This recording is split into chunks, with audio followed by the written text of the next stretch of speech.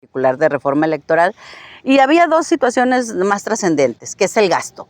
Principalmente disminuir el gasto en los partidos, disminuir como tal los procesos electorales y la conformación de las cámaras, tanto el Senado como la Cámara de Diputados. En el caso del Senado, la propuesta llevaba la disminución del número de integrantes, y en el caso de la Cámara de Diputados, que se integrara de una forma distinta a la actual.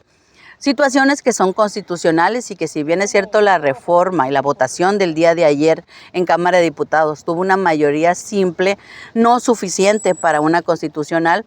Lo sabíamos, estaba ya incluso los pronunciamientos de los líderes y de los presidentes de partido, pues ya eran de conocimiento público, y nosotros sabíamos en esa votación que solo Morena acompañaría la iniciativa al 100% con la presidenta. Tanto el Partido Verde como el Partido del Trabajo se pronuncian estar de acuerdo en muchas de las propuestas, pero no en los cambios constitucionales. Por eso también nuestra presidenta en la mañanera ya estableció la necesidad de que se votara, porque es lo que nos permitía pasar al plan B, que van a ser leyes secundarias, que con las votaciones de las leyes secundarias el grupo parlamentario de Morena sí cuenta con una mayoría simple necesaria, y que incluso algunas de ellas hay los pronunciamientos de los partidos que se han mantenido en alianza en esta cuarta transformación de acompañarlas. No la constitucional que se votó el día de ayer, pero sí que se vea que es un compromiso, ya que nuestra presidenta cumplió de lo que ella recogió en esta iniciativa, y que vamos a estar trabajando, porque al final de cuentas la demanda es lo que el pueblo opina y es lo que se vació en esa propuesta del Ejecutivo. El plan B ya deja de lado las representaciones plurinominales vía directas, es decir, de regalo en los partidos políticos. Se mantiene nada más la posible consulta para efectos de reducir financiamiento a los partidos, diputada, para efectos de reducir financiamiento a congresos locales y para efectos de reducir número en cabildo del país. Claro, pero en eso precisamente es donde entran nuestros congresos locales. Cada estado tendrá que trabajar sobre lo propio para sus municipios, que actualmente no es una situación que se viva de manera general en el país. Hay estados en donde el presidente municipal lleva su suplente, hay estados donde los regidores se votan independientemente y no en plantilla, como lo que es nuestro estado de Sinaloa, y el número, incluso hay estados en donde el número de representación de los regidores pues sobrepasa la necesidad del número de población, y lo que se busca que sea en proporción a la población, porque es la dinámica de un representante, que sea en proporción al número de población que representa. Que no hayan aprobado el tema de las pluris, como están en este momento de regalo, y que rechacen que se vayan a campañas políticas para ganarse el voto, ¿cómo lo ven ustedes? O que reduzcan el financiamiento también, que no lo hayan aprobado los aliados, el Verde y el PT. Es importante señalar que es lo que la mayor parte de la población reclama. Pero los diputados los diputados, y es importante también respetar el derecho de pronunciarse o la determinación que como partido hayan tomado y ellos hayan optado por votar, que ahí es muy importante. Cada quien tenemos una representación otorgada de alguna manera, los que vamos en mayoría por un número de población, los que van por listas porque así su partido los decidió, pero al final de cuentas siempre vas a regresar a tu territorio y va a haber quien reclame y quien vea que hiciste o no hiciste para lo que estás en ese curul representando. Y en esta situación yo sí me siento orgullosa de haber votado a favor, porque sí se recoge esa situación. No debe al pueblo de México costarle la política, no debe de costarle tanto los procesos electorales, mucho menos el tema del recurso que se destina a los partidos. Y si el pueblo quiere que sus representantes, al menos alguien votó por ellos, esté ocupando un curul, pues eso es lo que vamos a buscar. Si en esta primera iniciativa no se obtuvo, seguramente estaremos recibiendo de manera seccionada leyes secundarias, o por qué no, una ley constitucional, pero que no abarque todo lo que esta iniciativa presentaba. El lunes llega al Congreso de la Unión, diputada, este plan B de la Sí, presidenta. nuestra presidenta lo anunció, ya se venía trabajando, porque es esto que se ha recogido recogido durante los últimos meses, pero de manera ya acordada con los partidos, incluso de oposición. Es un tema que se ha platicado con todos los partidos. Eso es muy importante siempre señalar, pero no es una decisión de partidos, es una decisión de lo que quiere el pueblo de México. Esta decisión que se tomó ayer. El pronunciamiento que hicieron los coordinadores de estos dos grupos parlamentarios fue el apoyo que se le ha brindado a la presidenta. Reiteraron que van a mantener la alianza. Ella misma, la presidenta, en su mañanera agradeció que llegó a la presidencia en alianza con estos partidos. Pero sí tendrá costo político para cada uno de los representantes el regresar a su población y saber si sí apoyó o no, independientemente de la razón, que sea una de las partes que conformaba esta, que lo que más mediáticamente ha sonado pues es la eliminación de las listas plurinominales. En el caso del Senado pues había una buena propuesta, 3 senadores por cada estado pues traen la representación de el par que gana en la fórmula y quien llega en primera minoría, pero siempre alguien que se acudió a urnas a votar.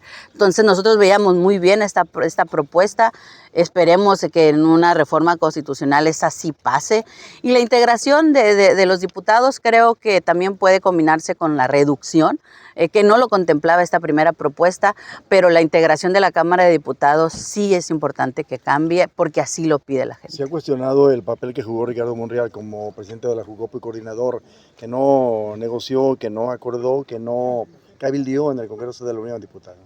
Mediáticamente sí se ha conocido que existieron mesas de trabajo, mesas de opinión, no nada más entre los coordinadores, que todos los partidos asistieron a Palacio Nacional, que incluso las reuniones de trabajo fueron con la misma presidenta antes de que la iniciativa llegara a Cámara de Diputados. Sabemos desde antes que la iniciativa la presentara la Ejecutiva que no se iba a acompañar. Entonces, lo que sucedió en Palacio Nacional es una muestra en números, lo que el día de ayer en Cámara de Diputados se reflejó en los tableros. Y muy importante ese ejercicio de los tableros y ese resumen, pues la población cada día lo trae mayormente identificado, busca los nombres de su representante, los identifica, y seguramente cuando nosotros andemos por las calles y por los mercados y por las colonias de nuestra población, pues ellos sabrán quién así acompañó esta iniciativa, que más allá de ser una iniciativa de la presidenta, pues es una iniciativa que se recogió de la opinión de todo México. ¿Qué implicación le ve usted ahora que se vaya por los diputados locales o por los congresos, reducirles recursos y presupuestos, que se vaya por los cabildos, las figuras más cercanas a la raza? Usted ya fue funcionario municipal, reducir número de regidores e inclusive partidas económicas. En algunos casos se va a reducir la mayor parte, en algunos otros tendrá que adecuarse al número de población, que eso es lo más importante. Un municipio puede tener diferente número de población, una alcaldía, y esta debe ser representada por un número de población. Yo creo que esa fórmula de manera general en nuestro país, pues algunos cabildos tendrán más, otros tendrán mucho menos habitantes, y tendrá que ser que el gasto sea proporcional, porque el recurso federal va en ese sentido. El recurso federal que reciben nuestros municipios y nuestros estados van en la representación de su número de población. Entonces, que lo que se gaste en administrar un municipio o un estado, pues también sea proporcional al número de población. Creo que es una lógica, una metodología muy sana y que la población así la ve. No es posible que municipios de 100,000 habitantes pues cuenten con 30, 25 regidores, o estados de una población menor pues cuenten con un número de diputados locales que no digamos que sobrepase la representación que se establezca. Esa fórmula va a ser muy importante porque al final de cuentas el recurso con que se administra pues sigue siendo el de la población. Salen caros los congresos locales, cuando menos esa percepción da el plan B de la presidenta. Es la percepción que se recogió de la población, que los representantes, pero también sus partidos y los procesos electorales, pues no le cuesten al pueblo más de lo que el número de población que representan, sobre todo. ¿Qué más viene en las leyes secundarias, diputada? Habrá que esperar en las mesas de trabajo porque no es algo que esté totalmente definido, pero sí hay prioridades como el tema del financiamiento. Creo yo que va a ser de los más prioritarios de definir, porque pues, los presupuestos cada vez necesitan destinarse a lo que realmente se necesite.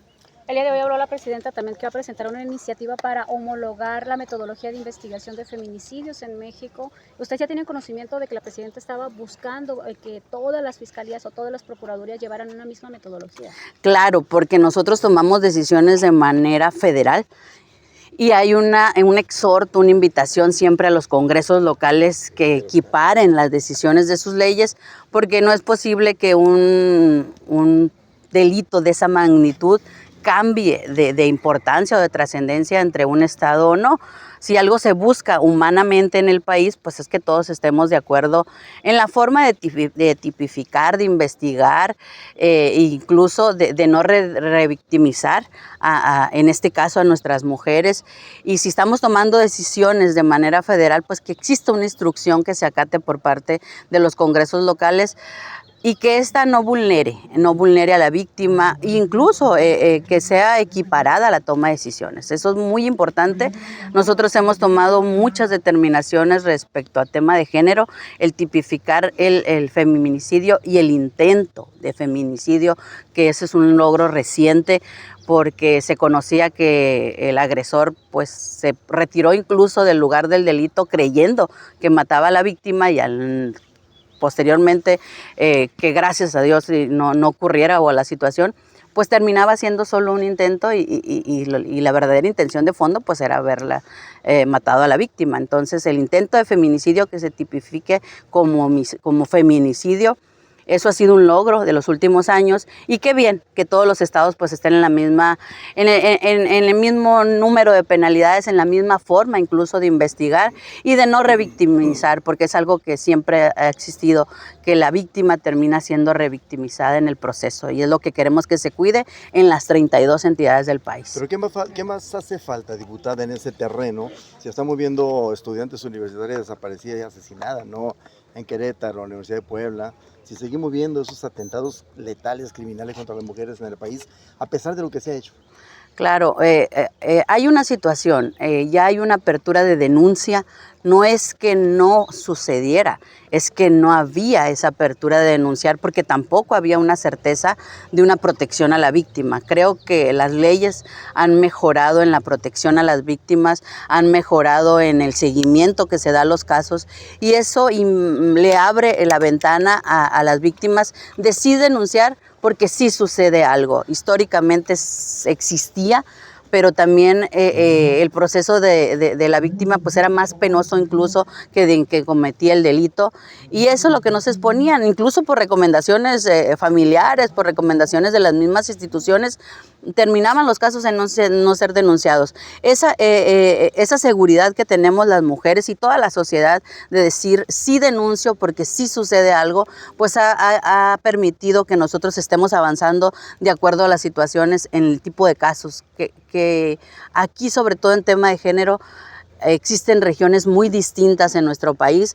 Lo que vivimos las mujeres del norte no es lo que se vive con las mujeres del sur, porque incluso ahí hay leyes todavía de uso común, de uso tradicional, que deja como víctimas, desde que una niña nace, sabe que lleva muchas desventajas en una sociedad, en Oaxaca, en Chiapas, en Guerrero, y que en el norte no podemos dejar de verlas porque no son el cotidiano de cada día. La toma de decisiones a nivel federal tiene que ser pensada en un país, y lo que pudiera verse drástico en los estados del norte, pues es una necesidad del centro o del sur de nuestro país.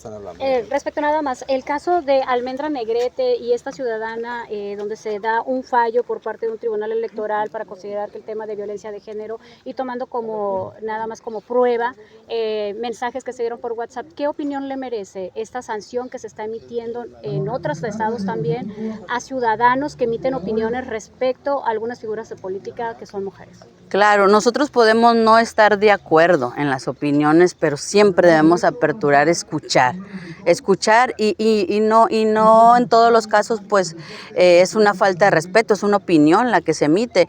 Ya las autoridades, en este caso con facultadas y con la responsabilidad, pues determinarán los casos, y cada caso en particular termina siendo distinto.